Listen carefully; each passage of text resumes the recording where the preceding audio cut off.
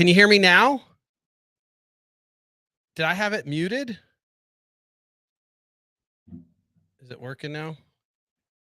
Can you hear me now? Son of a. Son of a. All right. All right. Son of a. Son of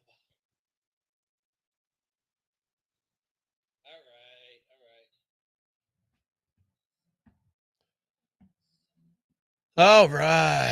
All right. All right. All right. All right. All right. All right. I'm back. I got sound. Instagram, you should have sound soon. Let me just get Instagram back up. All right, I'm back. Guys, sorry about this. I didn't realize. I gotta mute that. I didn't realize that I had it muted in the system. So I gotta create another live video for Instagram. Are you guys seeing it? All right. It looks like it's working now on Instagram.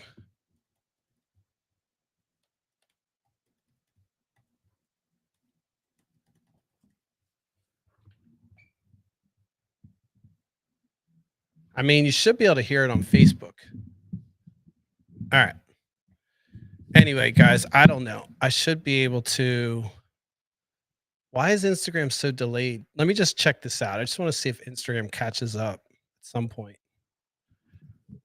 So look, if you're checking in, I'm having a little bit of technical difficulties. Of course, I tried some new setup. Jason, you're probably like, what the hell, dude? You're using our spit guard. Yeah, I'm using our spit guard. So I'm not sure why Instagram's not updating, but I think I'm casting everywhere else. Oh my God, I have the wrong screen up. Sorry, guys. See, look. There we go. All right. Now we're on the right screen. And I don't know if Instagram's going to update or not. We'll see. We'll see. I want to see what it looks like on the stream. So I kind of like that better. Right? See, I don't even know how to use a spit guard right. All right, listen, I'm all jacked up tonight. What I'm going to talk about is essentially you're going to hear me get a little conspiratorial tonight because I mean, I'm just another voice in the pot that's just spitting out shit. Why should you trust me? You shouldn't. So I want to talk about information bullshit and like why we're in this crazy information overload. If you saw the little graphic I posted, which I totally hijacked and was going to AI, so who knows what I'll get in trouble for. Sorry about this mic. I don't like the stand. I just wanted to move around a little bit. That's all. Anyway, so I was thinking about what I wanted to talk about, and that graphic came up, and it was just like a picture of somebody just getting all this information. That's how I feel sometimes. Even trying to put together things for this podcast, trying to figure out live stream, trying to figure out what I'm going to talk about, trying to figure out what the hell's going on. It's hard because you're getting all this information. We have, quite frankly, there's no excuse. You could argue that there's no excuse to be uninformed in this day and age, but then you could also simultaneously argue that there's no way you could be informed these days because there's so much disinformation. It's probably like 10 to 1. Because everyone can open up a blog, everyone can start a domain, everyone can fucking start a podcast or a live stream and spit out their opinion. And so what I wanted to talk about today is kind of how I figure my shit out, or at least try to figure out where I can get a source of truth. And I'll say this out front. I'm not advocating for anyone being superior over any of them. Okay? And this is gonna blow your mind, all you liberal fucking motherfuckers, but Fox News is a source. I'm not saying it's a good one or a bad one for depending on what you're doing, right? If you're looking to understand the mindset of folks in that domain, then Fox News is a great resource because that's the bubble. You're in the bubble. It doesn't mean that that information you're taking at its weight. You have to vet it, but but it's still Fox News is a resource. And to all you folks hating on CNN and mainstream and MSNBC, they're sources. So even if you don't want to believe the source, it's a source. It's a source of information. Somebody's pumping it out. And so what you have to start to think about is why they're pumping it out and what they're pumping out. And then one of the other things you have to start to think about is there any congruity? Like, is there any, like, are they all in sync? Are they all saying the same thing? Because sometimes you have to question that. Why are they all saying the same thing? Why are they all kind of marching or beating the war drums in this case? Or why are they all kind of anti this law or whatever it is? And so, you kind of come back to this, you circle around and go, all right, Nate, great. So you just explained the problem. You said, all right, there's all these sources. Mr. Joe Smith and Tyrone Becken both can fucking pitch out credible, newsworthy, news lookalike content from their basement. Both of them have crazy opinions. They're now in the mix. So you're suggesting that mainstream is somehow in sync with each other, or maybe they've got an agenda. So we're back to what the fuck. And I'm just gonna leave that kind of hanging over the edge of this whole conversation because that's where we're at. Honestly, we're at a what the fuck. And quite frankly, we've had a failure of journalism to kind of capture or at least kind of be the cushion or the base of truth, because they've all kind of fell to something I'll talk about maybe or later on in the mix before I get off this point. I still want to create the chaos and create the illusion or paint the story, not an illusion, the reality that, we're in this world where you can pretty much look up everything. I shit you not, when I took 5 years off Facebook, believe it or not, it's been around that long, where I did take about 5 years off, came back on, it was like, whoa, it's advertisements. But what blew me away more is, you hear about the people that are falling for bullshit on Facebook, but then to see people I know, people that I know, falling for the flat earth bullshit. And I'm not, look, I don't want to trigger this person or these people. They're aggressive about their opinions, and I think he's come around. We actually get along. I think we're still friends on Facebook. A lot of times I block people if they're completely crazy, but I like the guy and he's a nice guy. He's always been respectful. In person, we're great. By the way, that's another side thing. If I start talking about my social media, I may not be friends with my mother, which is a fact on some platforms, but it doesn't mean I don't love my mom. And it doesn't just means I don't want to see her screams, or she probably doesn't want to see mine, whatever. And I'm not picking on my mother. I'm just saying that social media to me is a construct. It's a way that I filter information. It's another medium, and it's also a way to connect with people, of course. But for me, you're really getting whatever someone's putting out there. Everyone has the opportunity to put their own propaganda out there. So, you got these people that maybe they need a little bit of boost. And so they're throwing a little cleavage out and they're getting the likes, and that's going to happen. And so that's their thing. They're pumping out information. Nothing wrong with it. By the way, I'm not a hater of that. I only say that because oftentimes that's where you're going to get a lot of content. I mean, there's a whole website now dedicated to girls that were like, you know what, smart. I'm no longer just going to send you free ones. Sign up for my OnlyFans. Again, total side note. Not picking on the ladies, nor am I picking on anybody on OnlyFans. I support all sex workers and all workers of art, which some people would call OnlyFans art. Anyway, we're off. So, you have all these things. OnlyFans is another source, right? You have all these things, porns and others. You have all this information where you're trying to learn. Even in the case, if we're going to kind of stay on that line, even in the case of sex, like you're just learning about these things, and you're 12 years old and you hear some talk on the playground and you go to the internet. Again, I didn't grow up with the internet like that. My way of finding out things was like playground, and I had a neighbor that was pretty savvy who had a dad that was kind of loose with the pornography. So that was kind of my encounter or learning of it. And so I think now you're in a different age where kids can go on there and just learn whatever. And next thing you know, your kid's into midgets or nothing wrong with midgets, small people. Again, you're always going to say something stupid. All right. But my point is that, you have this now amazing tool, which provides you access to pretty much any kind of content you want. for the most part, as well as there's no kind of verification system. And we don't want one. I'll talk about that maybe if I get to it. But there's no verification to say what is what and what's real.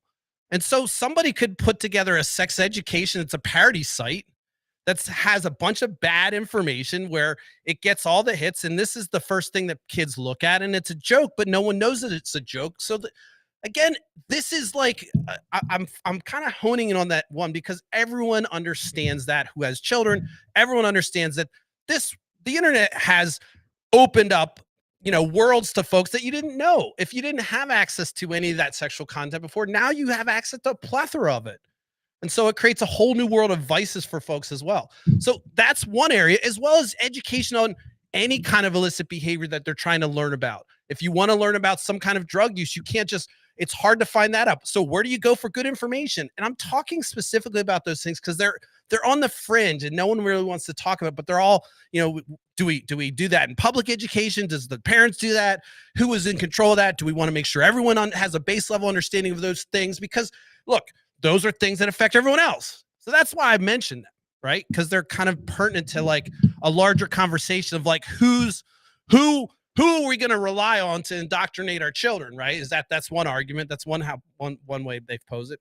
Anyway, I digress. Still, though, you've got this picture in your head of where the fuck is the information coming? What's real? What's not? I don't know. I'm not sure. And I swear on my life, that's how I am still to this point. So I'm not giving new information. I'm just going to tell you what I do to try to vet it and come up with some reality. And you're probably some academic or somebody maybe watches this and like, what a useless way to consume information. He has no idea, has no baseline. And I do have a baseline, but I mean, I've got to dig deep. And let me just talk about that. So I kind of painted this chaos, which we're all in. You can say, oh, you're well informed because you have 4 or 5 sources, but you're only informed what those 4 or 5 sources you're reading. Do you really think those 4 or 5 sources have every fucking damn issue that's going on in the world that maybe may or may not affect you, that may or may not be more important? So this is the crux of how I process information. I try to understand the story, what it is, who is saying it. And you have to say it's not just like MSNBC or Fox. It's actually down to the writer. It's down to the person out, the personality or that individual or individuals or organizations that put that idea to print or to media. That you got it. So you've got MSNBC, you've got New York Times. I'm just throwing out stuff. Washington, the Wall Street Journal, you've got, some conservative rags out there, New York Post, whatever it is. Whatever you want to call it. And you've got all these things coming at you. And the only thing you can do is say, all right, look, maybe you don't trust that organization, but not every single person at Fox News has that slant. I hope not. I would imagine not. I know there's one on the 5 that talks about at least some liberal perspectives, at least some different perspectives. But you've got to kind of look through and see, all right, now if you say, I'm going to ignore everything Fox News has to say, they may have folks that align with you that are kind of fighting through that bubble that may have some information for you. So you're totally cutting in. And by the way, I'm not even suggesting Fox is news. We know they lost in court, their entertainment. Again, I'm not even picking on Fox News. I'm saying it's a source. It may be a source where you get your basis of truth, and we'll talk about that, why that's problematic. It also could be a basis where you get an understanding of how people are getting their information, whatever it is. Now, one of the problems with every one of these organizations is they're going to have bias. Somebody in the old days, it was an editor that said, all right, let's publish this story. Let's not. And sometimes the owner's like, don't you dare publish that. Or some big power was like, you don't publish that shit or blah. So you had to pick and choose what got put into the public sphere all the time. Now, maybe criminal, that's why they had a police log or whatever. It was just like automatic. You didn't ask questions. It's just a record of some shit people should know. But every story, every single paper, every single media outlet, including mine, which I claim to be completely independent and unbought by corporate, has an agenda. And it may be it may be an agenda that's independent. It may be to say we're the most independent agenda out there. And so then they have to pick and choose on what they feel is independent. And so everything comes down to subjective, right? When you walk, I'm not, by the way, I haven't talked about facts. I'm not saying that facts are something that can be skewed. What I'm talking about is our absorption through osmosis, however you're doing it, of information and how that really works. Again, facts are good. How do you know something's a fact? That's a tough one sometimes. But you can also start, we also start to know that like there are things that we can see. And so oftentimes if you see something, you can use that as a reference. Now, we know third party eyewitness testimony still fails in court, and we know people forget and they don't see things. But we have to go on some tangible thing that's real, right? And so if there's a video, let me just pull out an example so I can bring some clarity. If there's a fucking video of people marching on the Capitol, beating up cops, it's a and looking to take hostage and then putting up a barracks and talking about raising a, lynching people and then shitting all over the place and defecating on the flag and putting up their own flag, that's a fucking insurrection in every single way. So to suggest that, like, as some of the people in Congress are like, well, we're going to release the video and you can make a decision for yourself. Okay, I've seen it. It looks like a bunch of hooligans going nuts and it's crazy. So what is the fucking peaceful shit you're talking about again?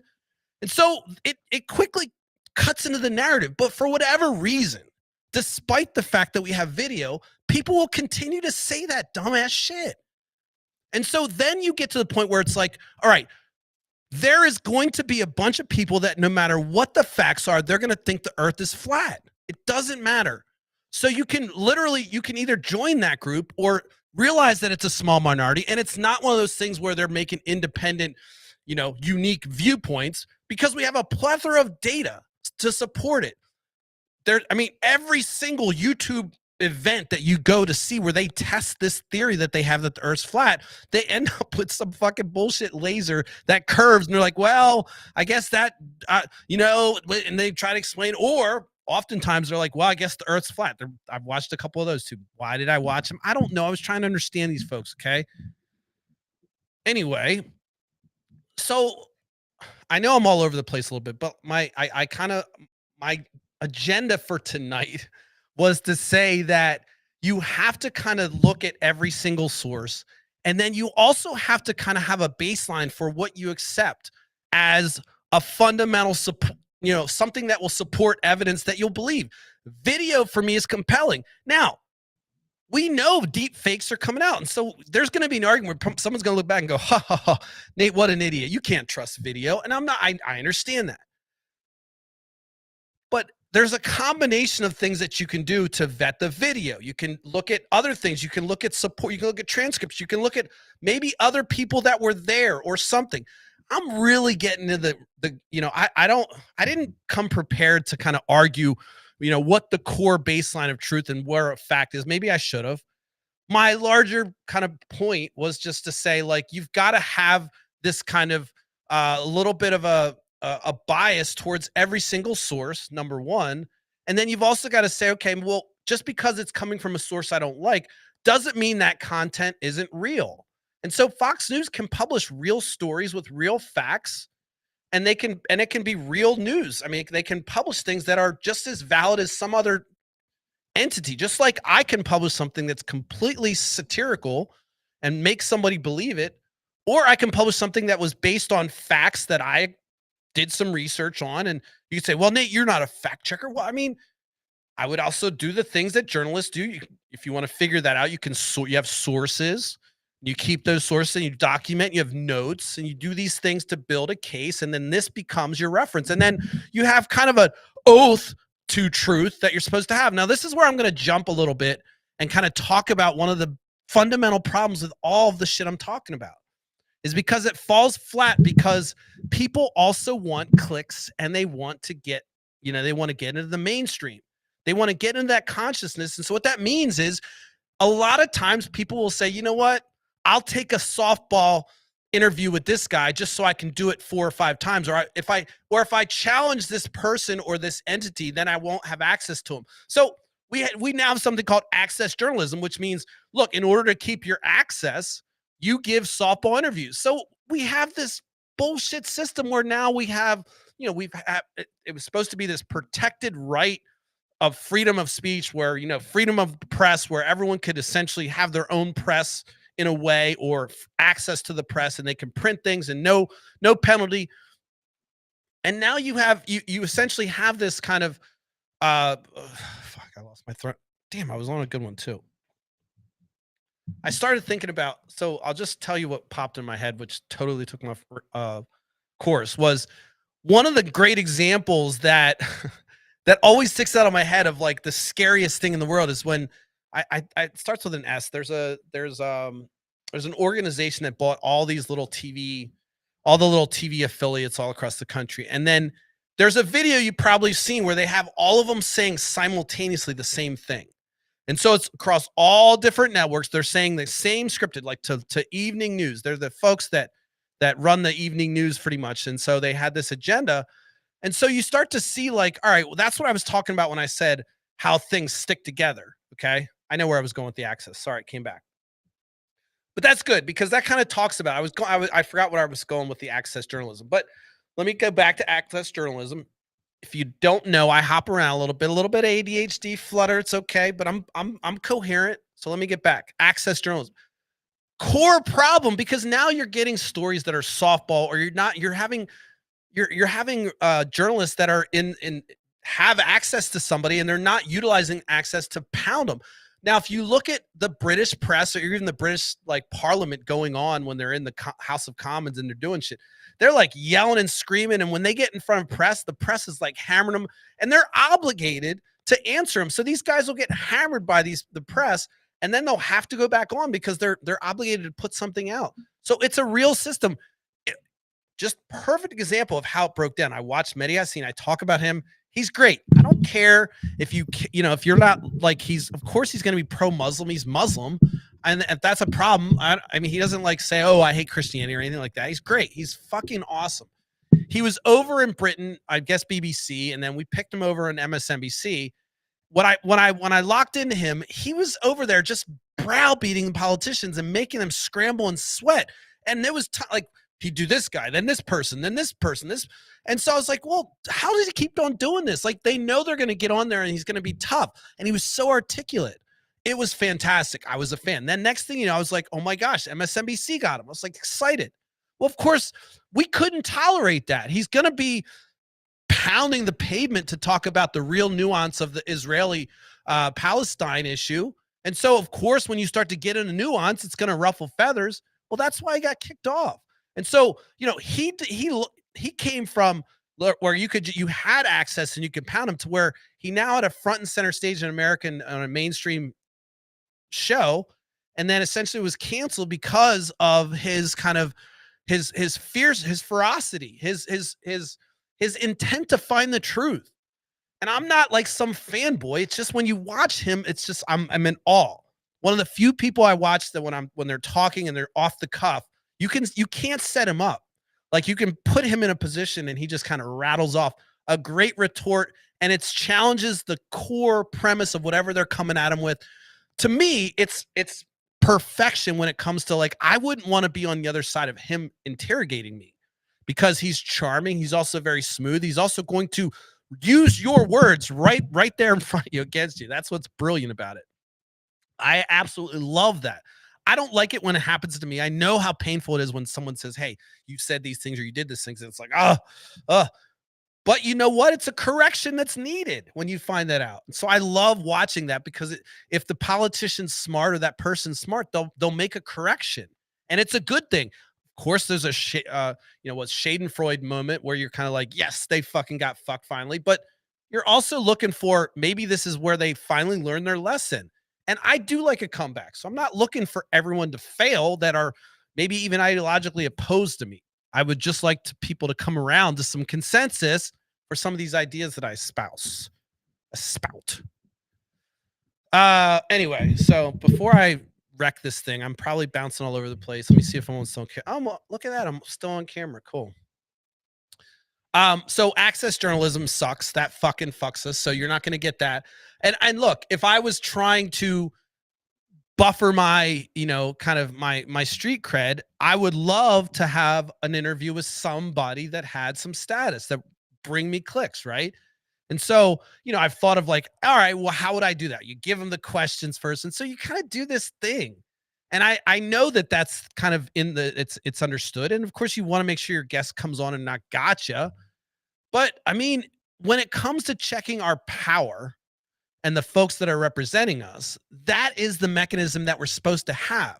And so when we have these White House press conferences and everything else, and these people are kind of getting softball, and once in a while you have a little bit of riffle raff, but it's mostly just kind of everyone saying what's appropriate and helping them walk through, even the opposition. It is nice when you have a Steve Deuce or one of the Ducey boys in there, because they're at least challenging. I'm not saying they're asking intelligent questions, but you need that you need the confrontational nature of press to check power. If you have press sucking up to power, how do we know what power's doing?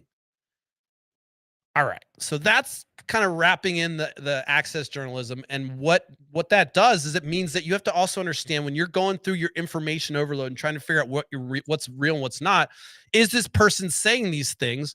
Do they have a position where they're continually saying this? For instance, there was a couple folks that were just writing about Trump in the beginning, and you had to question some of their stories because they always had access to him. And so they would always give a puff story or something like that. They might throw a couple jabs, but again, I'm not saying Trump deserves that. I'm saying you have to vet that writer and try to think about what their intent is. And so you can tell also when when you start to see things that are suggestions or things that aren't stating things declaratively, that means like, this is the sky is blue.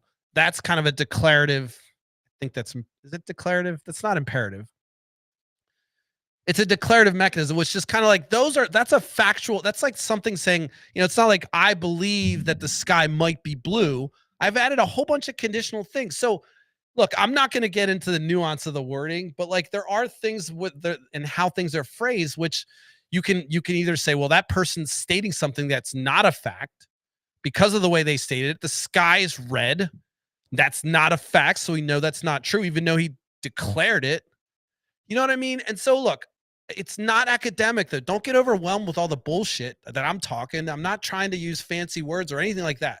I'm not even using fancy words for those people that are like, dude, you're not that fancy. I get it. But my point is that when you read an article, just check yourself, check your cognitive bias, check the source, check why they're writing it, and check why you're getting off on reading that. If it's kind of getting your emotional, is it because it's red meat for you? It's for you, and it's supposed to get you fired up. Are you supposed to get fired up? Why all of a sudden is just right now abortion's a big issue? I know it's a big issue for you if it's always, if that's your one issue and that's just how you live your life. But I'm saying, like, it's kind of interesting how right before election time, the wheels kind of crank to get people on the edges excited. So think about these things as you're going through your information. I don't have a solution for information overload other than you've got to vet everything, including myself. Although one thing you could do is share the shit out of this and tell people this guy's fucking nuts. And I want to like and subscribe and make sure, by the way, okay, as I joke, I just want to state the humility that you have to do this. And I brought up the concept of Jake Paul, who's fighting Mike Tyson. You can laugh at that or not, but the guy is a young YouTube phenom, if you will. And the gentleman basically sat there and did funny videos in his parents' basement and in his apartment for 8 years with 4,000 people watching. So it's frustrating. I mean, that's a lot of time. That's not a lot of people. Now, I'm going to just show you the level of humility that I have to have. I have more videos on YouTube than I do subscribers. So I looked at that today and it didn't offend me because my subscribers. The other interesting fact is that if I have 46 or 42 subscribers, there are videos that have 2 views. So that means of the people who kind of did a pathetic like, okay, Nate, gosh, I'll subscribe, or wow, that's funny. I just okay, the red button, I'll click. Of those people who apathetically selected or subscribed, I think I've got maybe the minimum at least two views. Now, I know one of those views is probably mine, maybe both of them. So, you get a lesson in humility every day. And so when I think about the data, I look at the data and I say, "Yep, you just don't look at that and you realize that you know what? You've got 8 years of this before you can do anything." And I'm not even at 4,000, so I could probably look at 10. The reason I say all this stuff is because, I do want the follows, I do want the clicks, I do want people to follow and grow this. But I do enjoy this as much. And so, my ego's checked every single day. There are times where I post videos, I get no likes, nothing, and it's fine. It used to bother me. It did. But one of the things now what I do enjoy is I do kind of like looking back on the videos, especially since this last time I came back, the comeback, when I'm on my comeback, I'm watching them and I'm understanding at least how I'm painting the picture. I think I'm going to get better at storytelling, and so I don't give a shit. I think there's going to be a gradual improvement, and that's exciting. Even when I look at some of the videos where I'm behind my desk during COVID, just yelling and screaming. Look, I've gotten a little better. You can argue that the tech problem will never go away because I always try something. There's some new shit coming next week. I promise you, it's going to be cool shit. But I enjoy it. So I say all that because I'm gonna ask anyway to follow, subscribe, like, do all that shit. I'm on TikTok. I got to the point where I can stream on TikTok. It's a little tricky. TikTok is very, very it's in my opinion, it's superior in many ways because of the fact that they watch their network. I'm nobody, but they've been kind of doing things that I can't game the system, and that's good. It's to me, it means that if you do get a following, it's organic and it's real because they're keeping an eye on the edges. I get nothing but spam and hacked and bots on the other platforms. I don't get them on TikTok. You do, and they quickly go away. Look, I'm new on TikTok. I'm just arguing that the tech is superior so far. And I just have a lot of faith in it. And I can't stream simultaneously right now yet, but I'm excited about it. So anyway, look, let me wrap.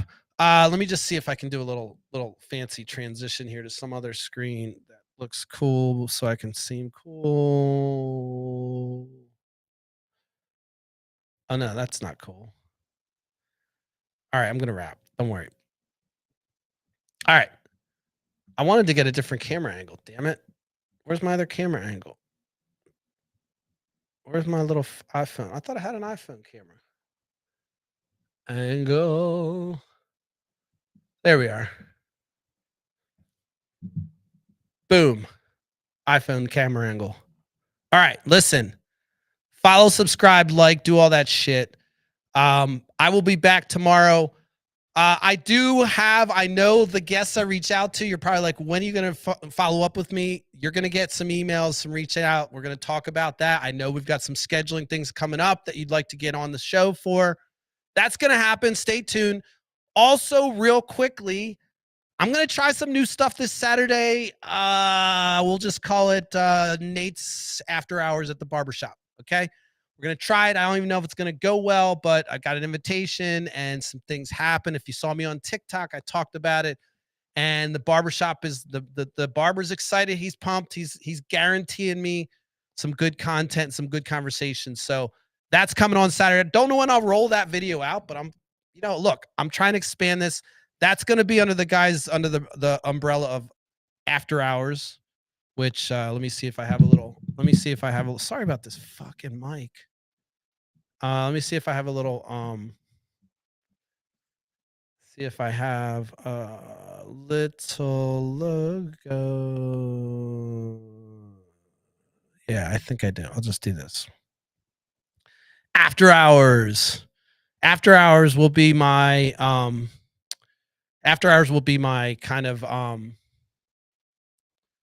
don't know, like pretty much not politics, just whatever, but also like kind of a place where I can throw content that like people Look, some people are averse to politics no matter what. I've got friends that just don't even want to fucking respond to messages because I ask them about the show, and it's annoying, but I get it. And I don't want to, I'm not picking on them. I just, this is something that is my voice in therapy as well as kind of my platform, if you will.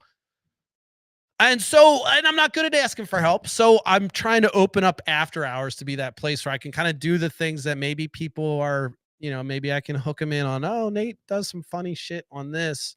So maybe he knows what he's talking about on this. I'm making a leap. I know that. But you get my drift is that why does this keep on hooking on something? This is gonna kill me. I'm gonna choke on it. You get my drift, and that is that I want to uh I want to open it up to more shit. Like, this is fine. I love this. If I could do this hours and hours and hours and not have to do anything else, I promise you I would. Like, if I had to do nothing else, I would stream all day. I don't have a problem with it. I really do. I could talk all day, and if when I'm not talking, I'm finding out stuff because that's pretty much what I do anyway. I'm just just trying to absorb as much shit as I can. Um, but I can't do that. And in the meantime, I forget what the fuck I was saying. Maybe it's time to stop. See? Look, this will get fixed in post. Oh, I'm looking at the wrong camera too. Oh yeah. Exciting stuff. Barbershop. And then look, I want to pat myself in the back too. I want to pat you on the back. You guys are great. You give me comments, give me great feedback. I know there's been technical difficulties even today. I get it. I'm hoping Instagram worked out. I don't know if it did, but I just want to say thank you because honestly, I joke about the 2 views on YouTube. I don't care about the views. When I do get feedback, even when it's negative, it's been positive. And so far, and look, I expect the negative. Something crawled in my mouth. I expect the negative. We'll have to look at that in post.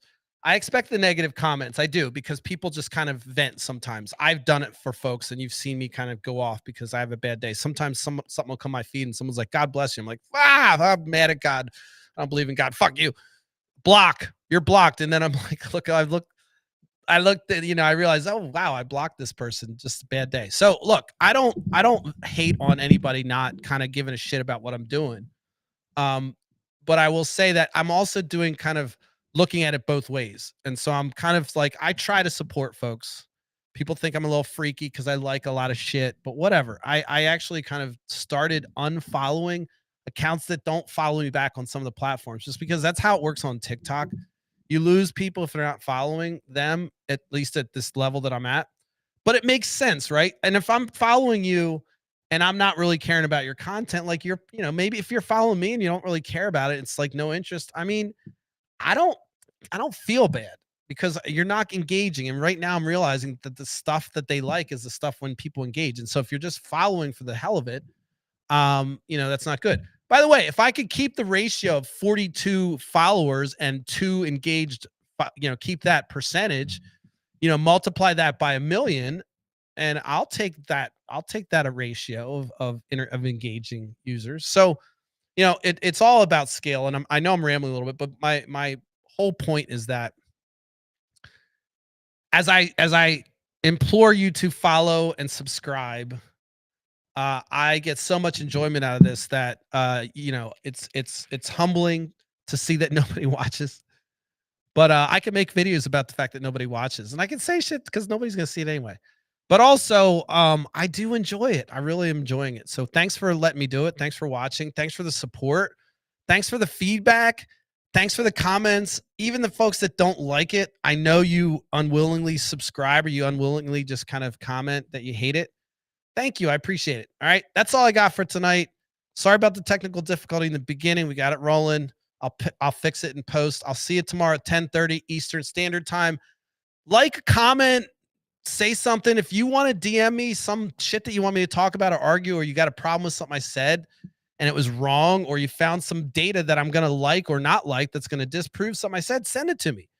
I'm not just going to use this platform to yell and scream.